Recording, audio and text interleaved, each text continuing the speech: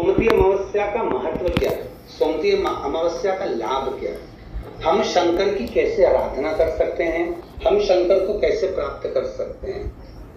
शिव को पाने का तरीका क्या है? सोमवती साल भर में सोमवती अमावस्या 1 या 2 पड़ती है। सोमवती अमावस्या के दिन पीपल के वृक्ष की फेरी जो लगाई जाती है वो खाली नहीं लगाई जाती। चाहे कच्चे सूत से लगाओ, चाहे 108 आप हल्दी की गठान रख लो, चाहे आप कमलगट्टा रख लो, चाहे आप सिंदूर की डब्बी रख लो, चाहे आप दाग चिरौंजी रख लो, पर 108 वस्तु होना जरूरी है। पीपल देव में जिसमें 52,000 ब्राह्मणों का वासा होता है, जिस पीपल में सारी सिद्धियां प्राप्त होती है, जिस पीपल में स्वयं लक्ष्मी नारायण के साथ निवास करती है, जिस पीपल में स्वयं सूर्यदेव शनि महाराज और यमराज को विराजमान करते हैं, उस पीपल में जिसमें ब्रह्मा विष्णु शिव सदा निवास करते हैं। सोमवती अमावस्या का फल ही यही है कि जिन वर कन्या का विवाह नहीं होता, जिन लड़का लड़की का विवाह नहीं होता, जिन पति पत्नी में आपसी में तकरार चल रहा हो, अदालत तक बात पहुंच गई हो, जिस घर में शांति नहीं रह रही हो, आपस में क्लेश बड़ा मचा हो, ऐसी हो गया मन में कि अब ये तनाव बहुत बढ़ गया है, संबंध टूट जाएगा, तो निवेदन है सोमवती अमावस्या के दिन आप भी सोमवती अमावस्या के दिन पीपल के वृक्ष के नीचे जाकर उस पीपल की पूजन कर उस पे कुंकु सिंदूर चंदन समर्पित कर कच्चे सूत से 7 परिक्रमा करिए। 7 बने तो 7, वैसे तो 108 लगाओगे तो आपके जीवन में सुखता आएगी। और ये वो सोमवती अमावस्या पड़ रही है जिसको सोम पुष्प कहा जा रहा है, पुष्य नक्षत्र पड़ रहा है और जो स्वयं भगवान शंकर के लिए शुभ है। आप 108 फेरी लगाएं, चाहे दाने से लगाएं, चिरौंजी से लगाएं, जिससे भी लगाएं, पीपल की पूजन करें, जल अर्चना करें। इतना निवेदन करता हूं कि आपके घर में अशांति नहीं हो सकती, परिवार में प्रेम जरूर करें। निवेदन है जिसके घर में क्लेश बहुत मचा हुआ है, या कोई पैसा खाकर चले गया, धन नहीं दे रहा, रुपया नहीं दे रहा और बहुत मशक्कत कर लिए, हाथ जोड़ लिया, पांव पड़ लिया, रुपया नहीं दे रहा, तो काली तिल्ली को पानी में गला दीजिए और पानी में गलाकर उसको सुबह पीस लीजिए। सोमवती अमावस्या के दिन सुबह पीस कर एक कटोरी में उसमें पीला चंदन मिला लीजिए, उसको लेकर जाइए। 1 लोटे में दूध और जल लेकर जाइए, 5 बेलपत्र लेकर जाइए, शंकर के मंदिर में पहुंचिए। शंकर जी के शिवलिंग को वो जो तिल आपने पीसी है उस तिल को आप मिक्सर में मत पीसना, हाथ से कूटिए या कोई बैलन से या कोई वस्तु से उसको पीसिए और पीस कर उसका उत्तन तैयार करिए, उसमें चंदन मिलाकर शंकर के शिवलिंग को समर्पित करिए, शंकर के शिवलिंग को लगाइए। केवल शिवलिंग को ही नहीं, भगवान शंकर की संपूर्ण जलाधारी पर, जहां शंकर भगवान की बेटी अशोक सुंदरी है, कार्तिकेय जी हैं, गणेश जी हैं, उस पूरे जलाधारी में जहां पार्वती मैया भी विराजमान है, पूरी जलाधारी को समर्पित करिए। समर्पित कर कर त्रिपुंड लगाइए, अपनी 3 उंगलियां उसी चंदन पर फेर दीजिए, फेर कर अपनी कामना कर कर बेलपत्र चढ़ा दीजिए। 5 या 7 बेलपत्र आपके भाव से आप शिव को समर्पित कर दीजिए। समर्पित कर कर हाथ में कलश लेकर दूध और जल मिला हुआ पात्र लेकर शंकर को समर्पित करिए और बाबा भोलेनाथ से विनती करिए कि जिस व्यक्ति ने हमारा धन खाया है, जिस व्यक्ति ने पैसा रख लिया या कोई लेकर चले गया या कोई ऐसा काम हो गया कि वो धन आ ही नहीं रहा है, बहुत तकलीफ में है, तो बाबा से विनती करो। मुझे पूरी उम्मीद है कि सोमवती अमावस्या इस बार आप जो कर रहे हैं, अगली सोमवती अमावस्या जब आएगी, इतनी प्रसन्न चित्त में आप ये पूजन करेंगे, वापिस करेंगे और पूरा परिवार समेत करेंगे। जब आपका धन आ जाएगा, वैभव हो जाएगा, तो आप वापिस उसको धारण करेंगे। फिर नहीं, और लिख के रखना, अगली सोमवती को फिर करना, जब सोमवती अमावस्या पड़े फिर उसको करिएगा, आपको फल अधिक मिलेगा। मेरा निवेदन, जिन कन्या और वर के विवाह नहीं हो रहे, वो सोमवती अमावस्या के दिन जाकर बाबा पीपल के पेड़ की फेरी अवश्य दें। 108 नहीं बने 7 अवश्य दें। पूजन कर कर, दिया लगाकर, घी का दीप प्रज्वलित कर कर बड़े आनंद में पीपल देव का पूजन करें। और निवेदन, जिस व्यक्ति को रोग बहुत हो, चाहे शुगर हो, बीपी हो या घुटने में दर्द हो, कमर में दर्द हो या बहुत कष्ट का जीवन निकल रहा हो, यहाँ तक कैंसर जैसी भी बीमारी यदि आपको है, तो ये सोम पुष्प को छोड़ना मत, सोमवती अमावस्या को मत छोड़ना। निवेदन है, आप एक पात्र जल जिसमें पीला चंदन, पात्र के जल में एक कलश में जल लीजिएगा, उसमें पीला चंदन घोल लीजिए, उसमें थोड़ी सी काली मिर्ची पीस कर मिला लीजिए, काली मिर्ची को पीस कर डाल दीजिए और उसमें 7 बेलपत्र उसके अंदर डाल दीजिए। 7 बेलपत्र के साथ में 7 वृक्ष के पत्ते, कोई भी वृक्ष जो आपके पास में हो, 7 वृक्ष के पत्ते उस कलश में डाल दीजिए।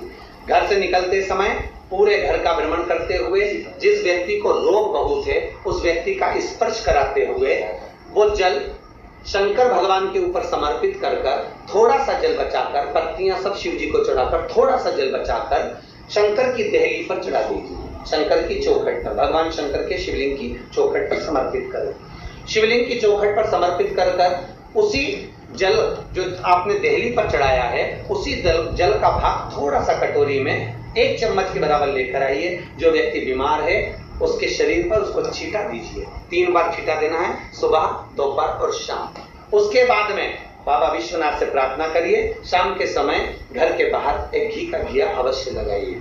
मुझे पूर्ण उम्मीद है सोमती अमावस्या रोग मुक्त करेगी, अधिक फल आपको प्रदान करेगी, सुख का अनुभव कराएगी, आपके जीवन का कल्याण करेगी। और निवेदन, सोमती अमावस्या हमारे जीवन को फलित करने वाली, सुख देने वाली, आनंद देने वाली, हम उसका लाभ अवश्य लें।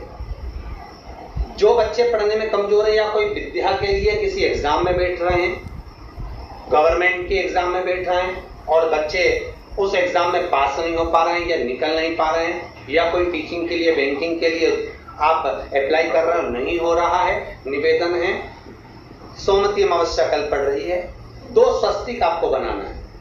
कितने स्वस्तिक बनाना है? 2 स्वस्तिक। एक स्वस्तिक कुंकू का पीपल के पेड़ पर बनाना है आपको। पीपल के पेड़ पर बनाने के बाद में जमीन पर, भूमि पर एक घी का दिया लगाना है। दूसरा स्वस्तिक शंकर के मंदिर की चौखट पर आपको बनाना है, किसी भी एक साइड में, चाहे राइट में बना लें चाहे लेफ्ट में बना लें। शंकर के मंदिर पर जो स्वस्तिक बनाओगे वो पहले पीपल के वृक्ष के बनाना है। पीपल के वृक्ष के बनाने के बाद में शंकर के मंदिर में शाम के समय आप जाकर स्वस्तिक बना सकते हैं।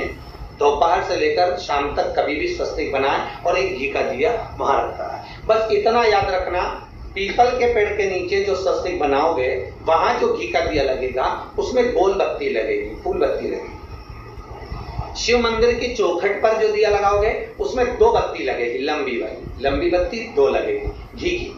वो बत्ती आपको शंकर के मंदिर पे दिया कहाँ रखना है? जहां स्वस्तिक बनाओगे उसी के ऊपर 2 बत्ती का दिया लगाओगे। उस समय पर दिए का जो बत्ती है उसका मुख अपनी ओर होना चाहिए और भगवान शंकर की चौखट पर प्रणाम कर कर, निवेदन कर कर, नमन कर कर आप आइए। आपके जीवन में सफलता प्राप्त होगी। आप जिस चीज की कोचिंग कर रहे हो, जिस चीज में उतरना चाहते हो, आपको वह फल प्राप्त होगा। पीपल के वृक्ष के नीचे पितरों की शांति है तो कितने चावल के दाने चढ़ते हैं? अगर कोई ब्राह्मण ने कह दिया तुम्हारे यहाँ पितृ दोष है, 1 रुपया कमाते हो, 1.25 रुपये खर्च होता है, तुम्हारे पास में पैसा टिकता नहीं, तुम्हारे यहाँ पितरों का दोष है, तो तुम 1 चावल का दाना अगर आप कहे कि पीपल के वृक्ष के नीचे दिया लगाओ, पीपल के वृक्ष के नीचे आप जल चढ़ाओ या महादेव के मंदिर में 1 लोटा जल चढ़ाओ, तो हम कहते हैं ना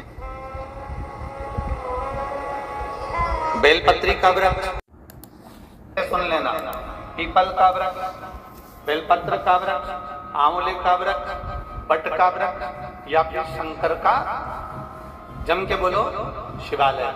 शिवालय का मतलब शंकर का मंदिर या शिव। अगर आपको लग रहा है कि हमारे यहाँ पितृ दोष है, बहुत तकलीफ चल रही है, बहुत कोई ने कहा पितृ दोष है, कोई कह रहा पितरों का, तुम्हारे यहाँ ये तकलीफ है, पितरों की ये तकलीफ है, पितरों की वो तकलीफ है, पितरों की ये तकलीफ है, बार बार अगर कोई कह रहा है तो फिर आपको उसमें स्मरण करना पड़ेगा कि हम चावल के कितने दाने भगवान शंकर को समर्पित कर दें कि भोलेनाथ हमारे पितरों को तृप्त कर। हम तृप्त नहीं करेंगे, हमारी सामर्थ्यता नहीं है कि हम पितरों को तृप्त कर सकते। आप में से कोई है जो पितरों को तृप्त कर सकता है? संसार में कोई नहीं जन्मा जो अपने पितरों को, अपने पूर्वजों को तृप्त कर दे। गया जी का पिंडदान कर लो, तर्पण कर लो, तिलांजलि दे दो, घर में ब्राह्मण भोज करा दो, साधु भोज करा दो, संत भोज करा दो, तुम दुनिया भर का सारा 50 काम कर लो, उसके बाद भी तुम पत्रिका किसी को दिखाओगे तो वो भी कह देगा तुम्हारे यहाँ, फिर वापस कहेगा कि पितृ दोष है। अब तुमने अभी इतना अनुष्ठान करा, इतना पिंडदान करा, इतना तर्पण करा, इतनी तिलांजलि करी, इतना सब कुछ करा, इसके बाद वापस पितृदोष आ गया, फिर वापस पितृदोष। क्यों? दुनिया में ऐसा कोई नहीं जन्मा जो अपने पितरों को तृप्त कर। आप अपने घर के लोगों को तृप्त नहीं करते, जो जिंदा है वो उनको बोलो रे भाई, चीजियों सही है कि गलत? जो जिंदा है, माँ बाप अपने बेटे के लिए कितना भी कर, कितना भी, आखिरी में एक दिन बेटा कह देता तुमने हमारे लिए क्या किया। बहू के लिए कितना कर लो, आखिरी में बहू कह देगी वो तो जेठानी को ज्यादा करती है, देवरानी को ज्यादा करती है, हमको करती है, अपनी ननद को ज्यादा करती है, बेटी को ज्यादा करती है, बेटी को लगता है कि बहू को ज्यादा करती है, दामाद को लगता है बेटी को ज्यादा करती है, नाती पंती सबको कितना भी कर लो तुम, अपने अड़ोसी पड़ोसी तुम्हारे। हर हर महादेव, श्री शिवाय नमस्तुभ्यम। गुरुजींनी जे उपाय सांगितले ते अतिशय महत्त्वपूर्ण उपाय आहेत आणि लेकरांच्या भविष्यासाठी खूप महत्त्वपूर्ण उपाय आहेत। महाराष्ट्रात, महाराष्ट्राच्या बाहेर जास्तीत जास्त हा व्हिडिओ शेअर करा, लाईक करा, सबस्क्राईब